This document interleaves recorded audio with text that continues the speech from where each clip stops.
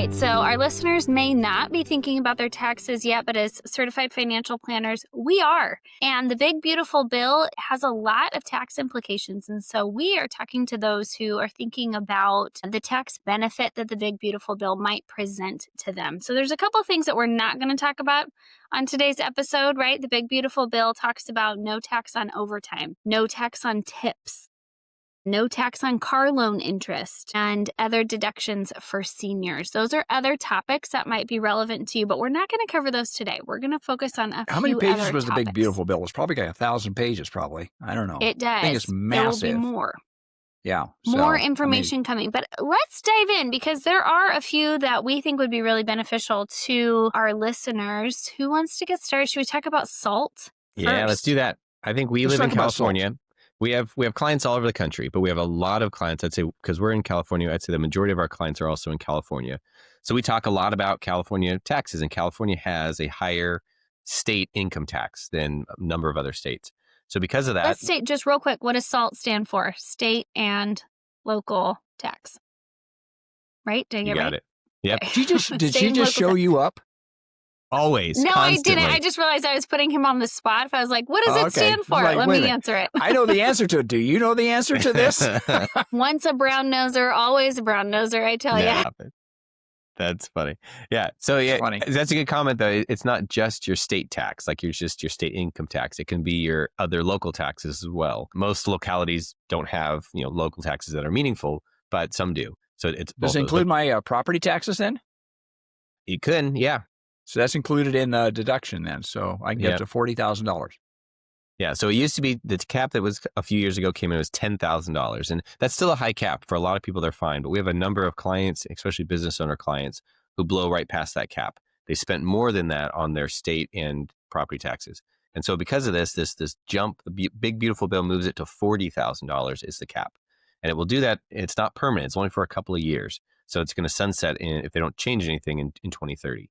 And so it's for taxpayers making under $500,000. So it phases out if your earned income is higher than $500,000. But we're speaking specifically to those whose earned income for the year is going to be under $500,000. You can now claim up to $40,000 worth of SALT deduction off your taxes. And for people in that income structure, like $100,000 to $200,000, that's a big deal. That's a big deal, that $40,000 write-offs. Yep. And as you to your point, as you said, real estate investors, especially in high state taxes like California, New York, New Jersey, right now they're able to deduct a significantly higher portion of their property tax off their tax bill at the end of the year. That's right. So this is a good one. I think if someone's listening and they're not sure about this, it's a great one to talk to your CPA about. That's kind of, I guess, the blanket caveat. This Big Beautiful Bill has a lot in there. Like you said, Randy, it's 1,000+ pages, and all the CPAs that we know, all the accountants, they're kind of powering through to say what might apply to some of my clients and when. So whether or not this actually applies to you, it's a good thing to talk to your CPA. And even I think this year, a great thing for even you to proactively bring up to say, hey, I heard there's a higher deduction for my state taxes for that SALT limit. Does that help me? Making sure that your accountant is checking those things, because ideally they should do it themselves. However, that reminder is really helpful to make sure that they are applying. It might be different than what you had last year.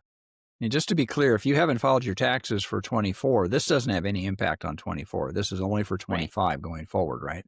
So the few years like 25, 26, 27, that some of these deductions are going to be enforced. So for those of you that still haven't filed for 24, you can't go back and reach in and try to increase your deductions or change your income. So we're talking, this is for 25 going forward.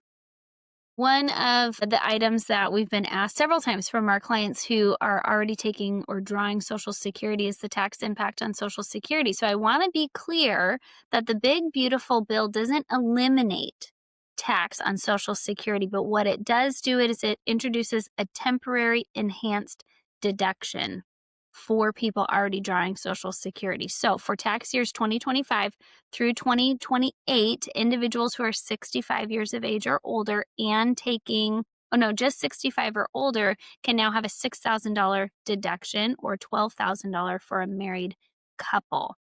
So it does phase out if you have a modified AGI, adjusted gross income of over 75,000, or for joint filers over 150,000. The numbers are always, most people, when they look at their tax return, when you talk about all these acronyms like AGI and modified, what is it, the way IRMA, whatever it is, it all means a certain line item on your tax return. For those of us that are in the, we want to know what those numbers are.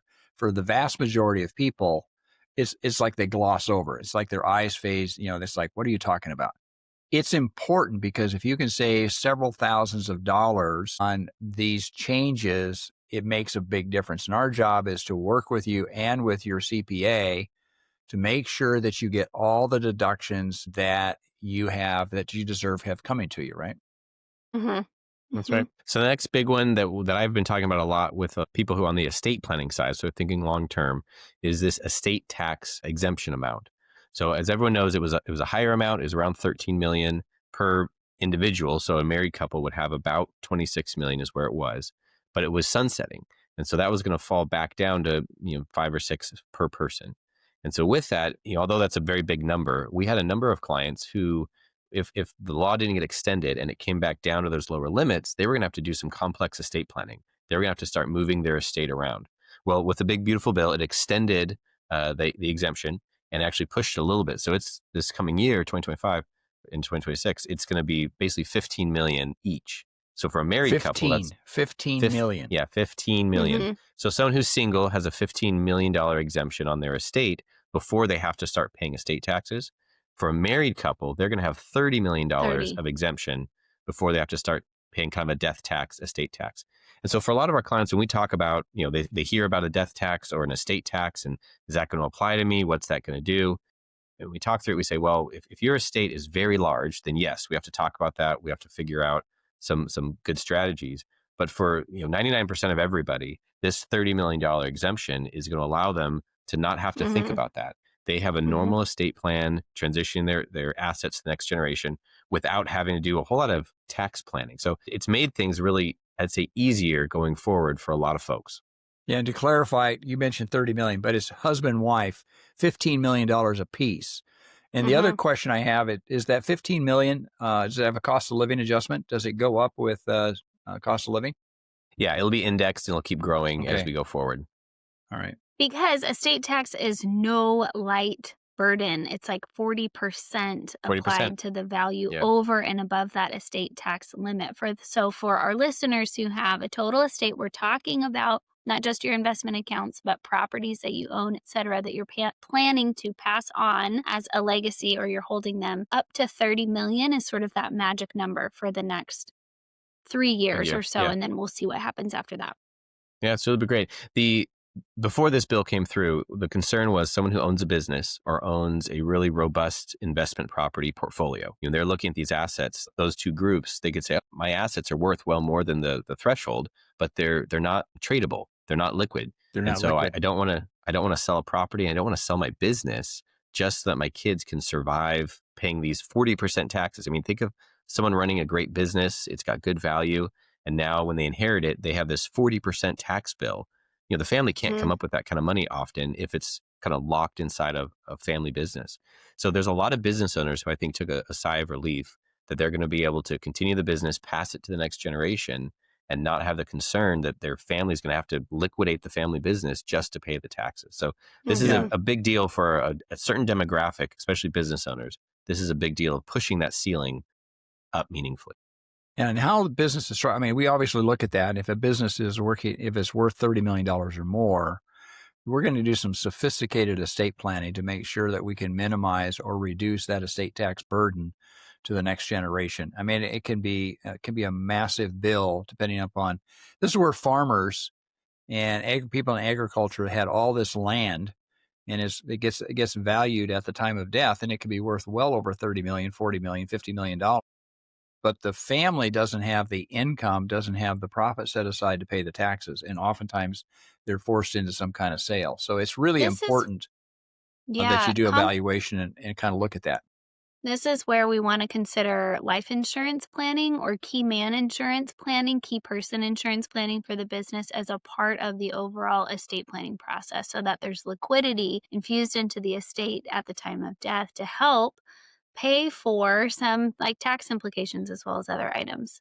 Yeah, it's where, again, I don't want to talk about acronyms, but ILETs are great for this, and it's something where you can plan way ahead and create a tax-free cash flow to the heirs to pay for taxes. So it's great. Yeah. It's a great vehicle. Yeah, that ILET, the Irrevocable Life Insurance Trust, is what that stands for. But there's a number, and that's a very popular one. There's a number of kind of estate planning mechanisms for when people start getting that 30, 40, 50 million, and they realize they're going to have an estate tax hit that lawyers have done for years. There's a lot of methods to kind of make those adjustments. So anyone who's in that threshold, they're looking, how are we going to do this? I think the business succession planning is, one, it's the taxes, but it's also the family dynamics. It's a complex moment to figure out taxes, figure out kind of power structures and leadership structures. So we enjoy that stuff. I did that at the law firm, and I do that now. And those are great, fun conversations. Not easy, but they're valuable. Succession planning, and oftentimes those sorts of conversations don't come up when you're in the midst of running the business or growing the business. And so oftentimes I find that our role is just prompting the conversation, helping everyone navigate the conversation, because it really is the most caring thing that you can do for the family or for the business owners and the families involved. But it's never going to take priority when your mind every day is in operating and growing your company. So having a team of advisors come alongside you to just help prompt the conversation, make sure there's decisions made in a respectful way.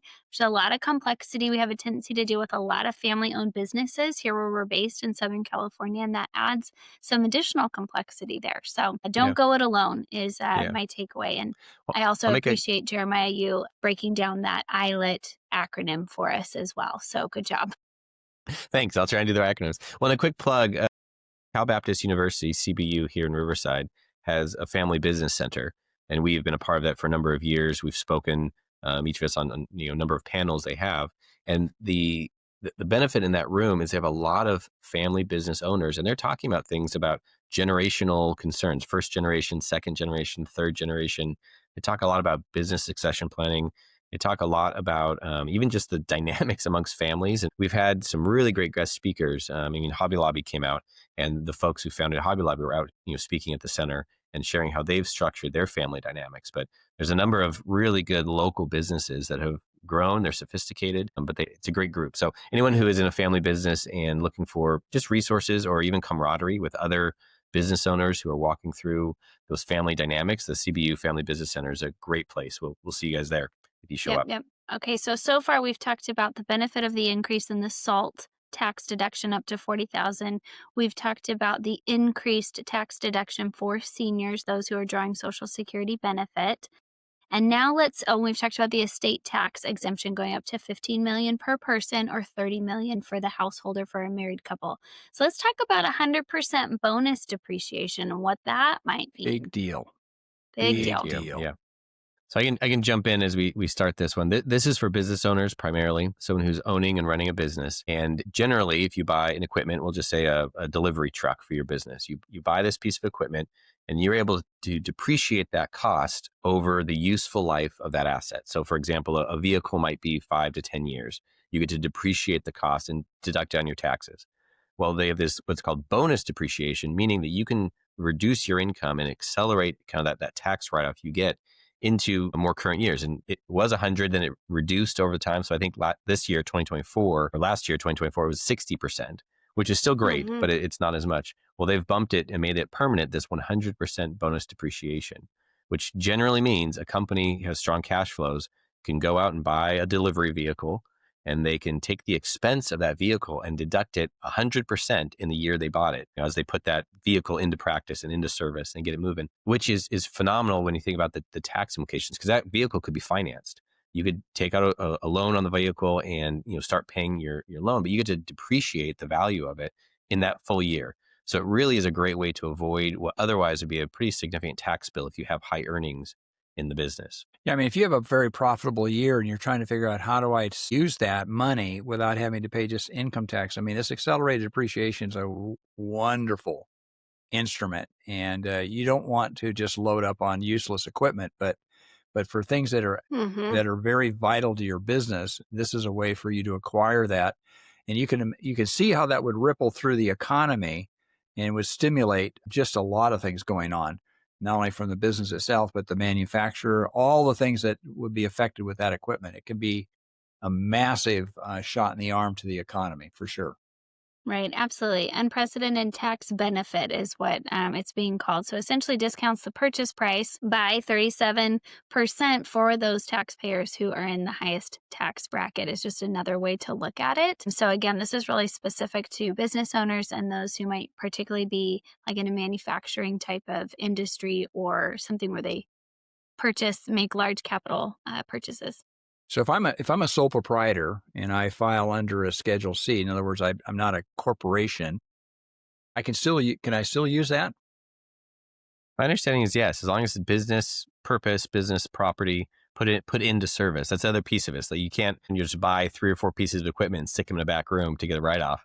They've got to be put into manufacturing, put into production, put into use. Okay.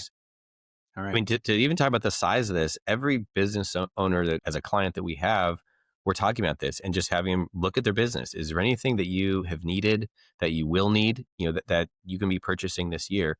And especially for those who have had, I mean, the economy's been up and down this year, but have had a good year and know they're looking at a decent sized tax bill, is a great moment, especially as we are here in August, to do some real planning, not what they say, not letting the tail wag the dog, not just doing it for a tax rebate, but saying in my business strategically, what's going to happen in the coming years? Is there any sort of equipment that I need that I could put into practice that I'm going to go ahead and just green light it now because I know I'm going to get this 100% bonus depreciation? It's a big deal. I think everyone's just considering and working with your CPA, considering how far this reaches. Can I buy a delivery vehicle? Can I buy some equipment for this? And we have clients starting to go down the line further. Can I buy new signage? Can I buy a computer? Can I buy, figure out what actually qualifies here? And that's a unique conversation to have with your CPA to kind of walk through that. But to bring up that conversation to say, hey, I might need some equipment this year. What is going to qualify for this bonus depreciation is a big one. The other one that ties into this is the Section 199A reductions. We won't go into that deeply, but there are 2 different tax items that you can get as a business owner. And so having a lot of CPAs will actually compare the 2. They'll say, is it better to take the depreciation this way or better to take it that way? But raising that question and letting your CPA know, I'm thinking about buying some equipment. Here might be the price tag. What's the best way for me to depreciate this? For some folks, having depreciation over a number of years is beneficial to them. They want to spread it out. For others, getting that bonus depreciation in 1 year is really meaningful. So just pointing people back to the CPAs they work with and to kind of be strategic in what might happen in the rest of the year for your company. Yeah. When we're talking about personal tax rates, some of the things that stayed in effect, right, is the lower marginal tax bracket and higher deduction stays until the end of this year, December 31st, 2025. So there might be some things to take note of for tax benefit this year before that potentially changes as well. Always a good time. I like to take advantage of any opportunity to talk about charitable giving. And especially for those who may have had a spike in income for various reasons, maybe the sale of a company or a big compensation payout. They're getting required minimum distributions. I mean, those kinds of things. All of a sudden, there's a spike in their income. So there's some tools that can be used if you are charitably minded and you give to federally registered charitable organizations from C6 under that tax code. You can do things like bunched giving or set up a donor advised fund that decouples the tax deduction from the time at which you give the gift. So simplistically speaking, if you have a high income earning year, you're expecting higher taxes, you might kind of bunch your giving into that year for the benefit of the tax deduction. But as long as you mark it in a donor advised fund, it moves out of your estate, you claim the tax deduction, you don't have to give it that same year. So it's just accelerating your giving over time.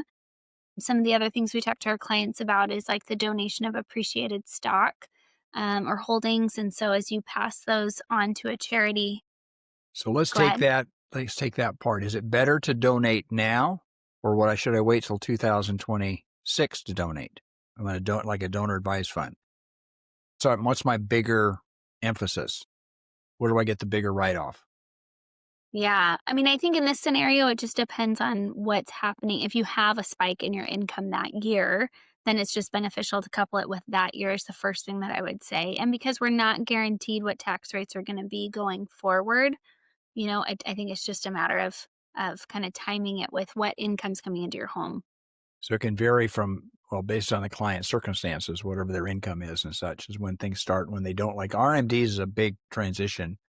So you want to look at that and use. And the other thing I want to bring forward is that you can make direct contributions from your retirement account to Charitable, which brings down, for some cases, it brings down the income below the threshold, and you're not subject to tax. You're not subject to income. It brings down your Medicare premium costs. And so there's just a lot of moving parts here, folks. It's not just straight and simple anymore. Never has been, really. Well, I think the biggest piece, kind of, Laura, what you're saying is, looking at when there's changes in your income, whether it's starting required minimum distributions, whether you had a great business year, whether you got a big bonus from your office, whether you sold a business. All of those are meaningful changes in your normal finances.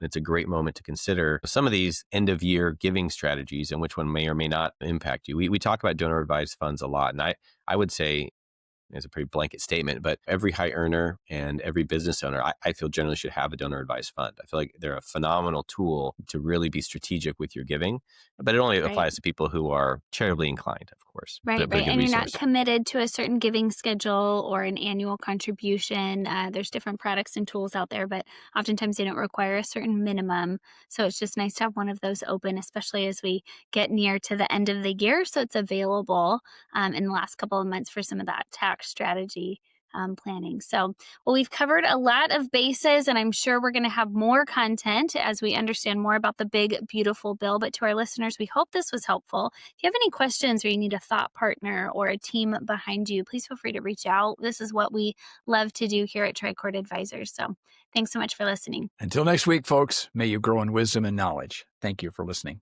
We have a few more things to let you know about before we go. Podcast reviews really help us to serve more people and get this information into the hands of the people who need it.